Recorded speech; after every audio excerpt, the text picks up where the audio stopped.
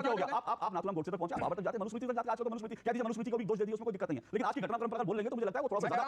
एक मिनट नहीं, आज की घटनाक्रम पर बोलेंगे सभी मैं से कह रहा हूं। विपक्ष को बदनाम एंकर का एक आध एंकर का नाम बता दीजिए।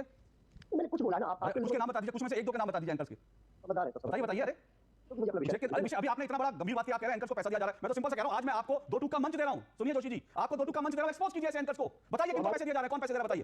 तो हमारे नेता क्या जानते हैं? ऐसा आपके नेता तो पत्रकारों को लखनऊ में प्लॉट काट के देते थे, ऐसी लिस्ट आई थी पूरी आपके नेताओं की। लखनऊ के उत्तर प्रदेश के बड़े-बड़े पत्रकारों को 400 गज के प्लॉट दिए गए थे। आपके लोगों ने तो, आपके नेताजी ने तो एक महिला पत्रकार को 3 बेडरूम 2 बेडरूम जो है ऐसे कई पत्रकारों को 2 बेडरूम 3 बेडरूम दिए थे। वो तो मैं बता रहा हूं आपको, आप बताइए कि कौन से पत्रकारों को पैसे दिए गए थे। वो तो पूरे अखबार में लिस्ट आई थी। जनसत्ता अखबार ने बाकायदा उन तमाम पत्रकारों के नाम छापे थे जिनको समाजवादी पार्टी ने प्लॉट देकर खरीदने की कोशिश की थी। क्या लखनऊ में सस्ते दर पर। Sound 1 7 action.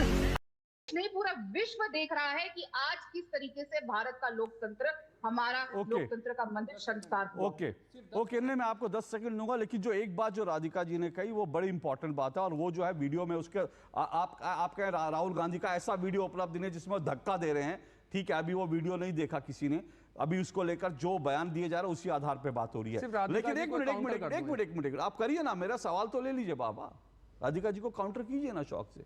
लेकिन ये वीडियो तो पूरे देश के सामने है जिसमें बीजेपी के 70 साल के सांसद जो है गिरे हुए लहूलुहान है, उनके माथे से खून बह रहा है, और राहुल गांधी क्या आके कहते हैं क्या हुआ, मैंने धक्का नहीं दिया, इन्होंने मेरे को धक्का दिया, और उसके बाद पलट के चले जाते हैं।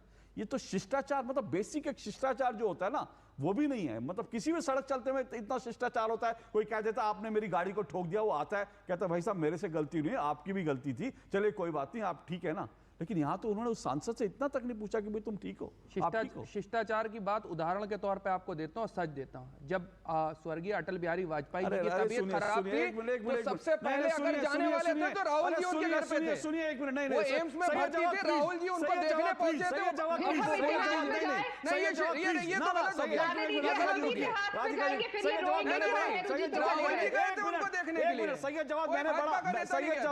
मैंने बड़ा स्पेसिफिक सवाल पूछा, बहुत स्पेसिफिक सवाल है।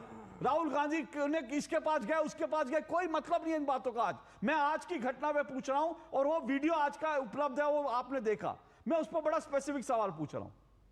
ये आज जो घटना हुई है इसमें पूरी नाकामयाबी जो है वो, मैं इसीलिए अब मुझको बोलने तो दीजिए, आप जो जैसा आप चाहेंगे वैसा नहीं बोल सकता मैं। आप तो ठीक है, मैं अपनी मर्जी से मैं मान गया। इसका मतलब आपको ये स्वीकार है कि राहुल गांधी ने बेसिक शिष्टाचार नहीं दिखाया, इससे आप सहमत हैं? बिल्कुल दिखाया है। कहां दिखाया वो मुझे बताइए, मैंने उदाहरण दिया अभी, अटल बिहारी वाजपेयी जी की तबीयत खराब थी, कौन से साल में, पहले राहुल जी पहुंचे उनको सदन के अंदर देखने के लिए। कौन से साल में? अरे अभी कौन से साल में अटल बिहारी वाजपेयी कब गए थे, कौन से साल में? अभी जब अटल बिहारी वाजपेयी जी की तबीयत खराब थी, कब खराब थी, कब खराब हुई थी, कौन से साल में? 3 साढ़े 3 साल 4 साल 5 साल 6 साल 7 साल 9 साल 10 साल 11 साल। अरे अशोक भाई ऐसा थोड़ी ना होगा। कब अटल जी की तबीयत खराब हुई थी, राहुल गांधी आप पूछने गए थे? हमेशा लोगों को गले लगाने वाले, अब मैं बताता हूं, लोगों को अब मैं बताता हूं, अब मैं सुनिए अब मैं बताता हूं, राहुल गांधी सुनिए, अब मैं बताता हूं, अब मैं आपको सुनिए, अब एक मिनट रुकिए, अब मैं आपको बता रहा हूं, राहुल गांधी गए होंगे अटल जी का हाल पूछने में, इससे इनकार नहीं करता, उन्होंने बड़ा शिष्टाचार दिखाया, बिल्कुल गए थे राहुल गांधी। अब सुनिए ना, मैं बता रहा हूं, एक मिनट रुकिए, राहुल गांधी बिल्कुल गए होंगे अटल जी का हाल पूछने, लेकिन तब राहुल गांधी अलग राहुल गांधी थे। आजकल क्या है, राहुल गांधी के डोले शोले आगे आपने देखा, उनके डोले वोले, उनकी मछलियां उनकी टी शर्ट से बाहर निकलती हैं, वो बॉडी ऐसे दिखा। अब बोलिए मत, एक मिनट, अब जो मैं सच कह रहा हूं सुनने के, और राहुल गांधी की मछलियां बाहर निकल रही है, और उन्होंने संसद में खुद कहा था कि गर्मी मेरे अंदर है। उन्होंने कहा कि गर्मी पैदा करते आदमी तपस्वी बन जाता है, जब बॉडी वॉडी निकल जाती है ना और अंदर गर्मी आ जाती है। ऊपर से राहुल गांधी जो है वो कौन सा है, वो अकीडो में ब्लैक बेल्ट है। तो एक आदमी अकीडो में, मार्शल आर्ट में ब्लैक बेल्ट है, मछलियां निकाल रहे हैं, गर्मी लगती नहीं है, शरीर के अंदर गर्मी है, तो आज वो राहुल हैं। और वो राहुल जो है उस अकड़ में रहता है कि 99 सीटें मिली है मुझे, मैंने तो मोदी का घमंड तोड़ दिया, 24 घंटे तो इसी गुमान में रहते हैं, उन्होंने मोदी का ये कर दिया, मोदी का वो कर दिया। तो आज राहुल गांधी दरअसल इस घमंड में जी रहे हैं। और उनका घमंड जो है महाराष्ट्र और हरियाणा की जनता ने उनका घमंड चूर चूर कर दिया। और उस घमंड में और उस फ्रस्ट्रेशन का जो कॉम्बिनेशन है, वो घमंड और फ्रस्ट्रेशन का कॉम्बिनेशन आज राहुल गांधी ने दिखाया। सच बात है। राहुल गांधी जी कभी घमंड में नहीं रहते हैं, हमेशा लोगों के बीच में आज रहते तो उनके हैं। चेहरे से टपक रहा था घमंड। कोई घमंड, ये तो अब तो आप चेहरा भी पढ़ने लगे। बिल्कुल मैं पढ़ रहा हूं, मैं तो आपको भी पढ़ लेता हूं सर। मैं एक एक का चेहरा पढ़ लेता हूं। भारतीय जनता पार्टी की आपको बता दूं चाल चरित्र चेहरा, ये वही पार्टी के लोग हैं जो अपने एक सांसद को खड़े होकर के सदन में गालियां देते हैं, अपशब्द बोलते हैं। ये वो पार्टी के लोग हैं, ये वो पार्टी के जो लोग हैं जो गांधी जी का अपमान करते हैं, ये वो पार्टी के लोग हैं जो नाथूराम गोडसे को समर्थन करते हैं सदन में बैठ करके। इनकी विचारधारा और हमारी विचारधारा फर्क है। नाथूराम गोडसे तक सुनिए, अरे आप नाथूराम गोडसे तक क्यों पहुंचे? आप नाथूराम गोडसे तक क्यों पहुंचे? सुनिए ना, अरे सही जवाब रुकिए, आप रुकिए, हो गया। आप नाथूराम गोडसे तक पहुंचे, आप बाबर तक जाते, मनुस्मृति तक जाते। आजकल तो मनुस्मृति कह दीजिए, मनुस्मृति को भी दोष दे दिए, उसमें कोई दिक्कत नहीं है। लेकिन आज की घटनाक्रम पर अगर बोल लेंगे तो मुझे लगता है वो थोड़ा सा ज्यादा। एक मिनट रुकिए, एक मिनट। नहीं, आज की घटनाक्रम पर अगर बोलेंगे, सभी मेहमानों से कह रहा हूं, तो आप इतिहास में जाना चाहते हैं, मैं कल इतिहास के एक मिनट रुकिए, अशोक भाई उनकी जान को खतरा है। एक मिनट उनकी जान को खतरा है, उनको जान से मारने की धमकी दे चुके हैं भाजपा के लोग। ओ बाबा, अच्छा वो जो तुम्हारा हाल इंदिरा गांधी जी की तरीके से करेंगे, तुम्हारा हाल दादी के तरीके से करेंगे। ये धमकाने वाले भारतीय जनता पार्टी के लोग हैं। अब मैं आपको दृश्य दिखा रहा हूं ना, ये देखिए, ये जो अकीडों में, ये देखिए राहुल गांधी, ये जो गर्मी है ना शरीर की, ये शरीर की गर्मी जो आज निकाली, देखिए ये देखिए, ये जो शरीर की गर्मी, जब आदमी के बॉडी वॉडी बना लेता आदमी, शरीर में गर्मी ज्यादा होती है, और ऊपर से ब्लैक बेल्ट हो, और ऊपर से 99 सांसदों का मैंने जिता दिया, मैं लॉन्च हो गया, वो जो गर्मी होती है ना, वो गर्मी देखिए, ये गर्मी निकल रही है। हाँ राज, लेकिन प्रोफेसर भुवन भास्कर जोशी, क्या लगता है आपको ये सब क्या चल रहा है? भारत को बांग्लादेश जैसी स्थिति होगी, ऐसे बयान कई सांसदों के हैं, कई नेताओं के हैं, क्या ये बांग्लादेश के रास्ते पर ले जाने की कोशिश है? देखिए अशोक जी, आज मुझे लगता है यहाँ पर 4 विचारधाराएं बैठी हुई है और चारों आज कहीं ना कहीं आहत। कांग्रेस कह रही है कि एक बुजुर्ग दलित के साथ धक्का मुक्की हुई है, एक आधी आबादी का प्रतिनिधित्व करती हुई प्रियंका जी पर हमला हुआ है, और बीजेपी कह रही है कि 2 सांसदों पर आज हमारे हमला हुआ है, और तीसरी पार्टी दूरदर्शन कह रही है कि कॉमेडियनों को कांग्रेस फंडिंग कर रही है। लेकिन समाजवादी पार्टी इन तीनों चीजों से अलग, हम लोग आहत हैं, और हम लोग आहत हैं कि जिस संविधान ने हम लोगों को ताकत देने का काम करा, जो सबके प्रेरणा स्रोत हैं, जो आज संविधान को बनाने में जिनकी अग्रणी भूमिका रही और जिनकी वजह से हम स्वतंत्रता से ले पाते हैं, ऐसे भीमराव अंबेडकर साहब का से की भावना जो आहत हुई है, उससे समाजवादी पार्टी और समाजवादी पार्टी के रास्ते पे चलने वाले लोग आहत हैं। और मैं आपसे इत्तेफाक रखता हूं, आपने कहा कि कई कॉमेडियन हैं जिनको फंडिंग करी जाती है कांग्रेस के द्वारा, अन्य पार्टियों के द्वारा। हमारा मानना है कि बिल्कुल सही कह रहे हैं आप, कॉमेडियन भी हैं, एंकर भी हैं, जिनको फंडिंग करी जाती है पक्ष विपक्ष को। ये फंस गया सीएम, इसे पार्टी की मीटिंग समझ के फंस गया। एंकर का एक आध एंकर का नाम बता दीजिए। मैंने कुछ बोला है ना, आप कुछ के नाम बता दीजिए, कुछ में से 1-2 के नाम बता दीजिए एंकर्स के। समझदार है सब, बताइए। अरे क्योंकि मुझे अपना विषय विषय अभी आपने इतना बड़ा गंभीर बात की, आप कह रहे हैं एंकर्स को पैसा दिया जा रहा है। मैं तो सिंपल सा कह रहा हूं, आज मैं आपको 2 टूक का मंच दे रहा हूं। सुनिए जोशी जी, आपको 2 टूक का मंच दे रहा हूं, एक्सपोज कीजिए ऐसे एंकर्स को, बताइए तो किनको पैसे दिए जा रहे हैं, कौन पैसे दे रहा है, बताइए।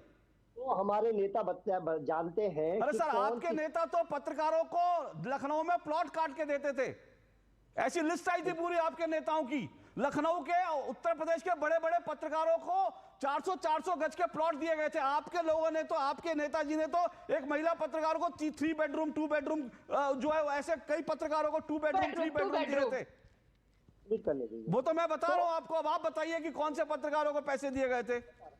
वो तो पूरे अखबार में लिस्ट आई थी। जनसत्ता अखबार ने बाकायदा उन तमाम पत्रकारों के नाम छापे थे जिनको समाजवादी पार्टी ने प्लॉट देकर खरीदने की कोशिश की थी कि आओ लखनऊ में सस्ते दर पर कौड़ियों के भाव एक प्लॉट ले लो और उसके बाद हमारी पार्टी के पक्ष में रिपोर्टिंग करते रहो। वो तो अखबार में छपा था। अब मैं आपसे पूछ रहा हूं, आप एक बार बता दीजिए, आप एक बार, और 2 BHK पत्रकार कौन है, 3 BHK पत्रकार कौन है, ये भी सोशल मीडिया पे सब जानते हैं। लेकिन आप बताइए, मैं आपको 2 टूक का दूरदर्शन का मंच दे रहा हूं, बताइए किस पत्रकार को पैसे किस एंकर को मिला है, बताइए जोशी जी। आज तो जी पूरा देश जानता है कौन किसके पार्टी के लिए खुल के बैटिंग करता है, ये पूरा देश समझता है ना, आपको समझाने की आवश्यकता है। अरे आपने पैसे की बात की, मैं कह रहा हूं पैसे का बताइए।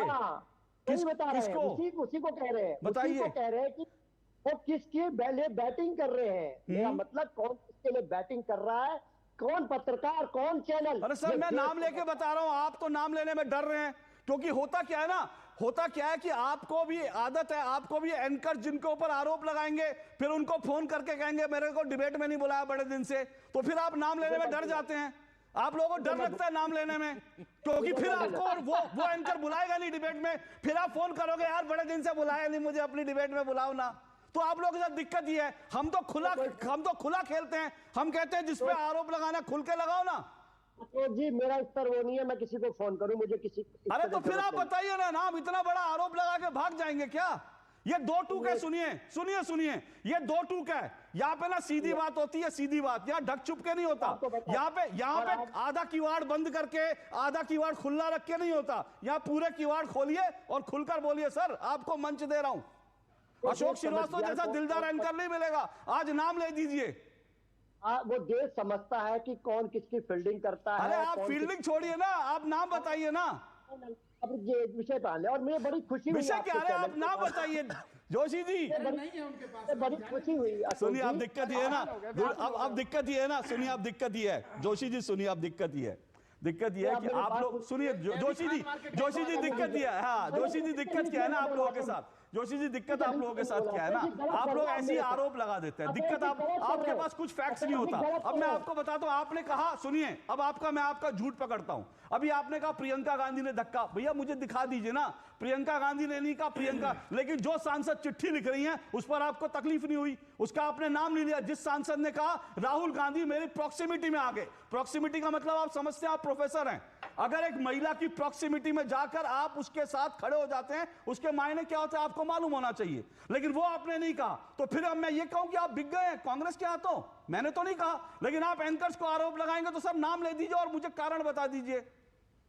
और मुझे बड़ी खुशी हुई कि माननीय प्रधानमंत्री जी आज दोनों सदनों का जख्मों को देखने गए। बहुत अच्छी बात है, माननीय प्रधानमंत्री जी पूरे सदन के सबसे बड़े नेता होते हैं, उनका कर्तव्य बनता है कि वो सांसदों के जख्मों को देखने जाएं, लेकिन समाजवादी पार्टी इंतजार कर रही है कि माननीय प्रधानमंत्री जी संभल के जख्मों को, मणिपुर के जख्मों को देखने कब जाएंगे, हम लोग इंतजार कर। मैं आपकी बात से यहां पर भी सहमत हूं, प्रधानमंत्री जी जो जाना चाहिए, संभल का जो सांसद बिजली चोरी करते पकड़ा गया वहां जाकर देखना चाहिए कि एक सांसद कैसे चोरी करता है। घर में जो है 5-5, 6-6 एसी लगाता है, 3-3 डिश वॉशर लगाता है, लेकिन बिजली का बिल 0 आता है। तो जाकर देखना चाहिए प्रधानमंत्री को कि ऐसे कौन से सांसद हमारे साथ संसद भवन में बैठते हैं जो बिजली की चोरी करते हैं। मतलब जिनको बिजली की चोरी करने की आदत पड़ चुकी है, ऐसे सांसदों को प्रधानमंत्री जी को जाकर संसद में संभल में जरूर देखना चाहिए और संभल से उनका कान उमेट देना चाहिए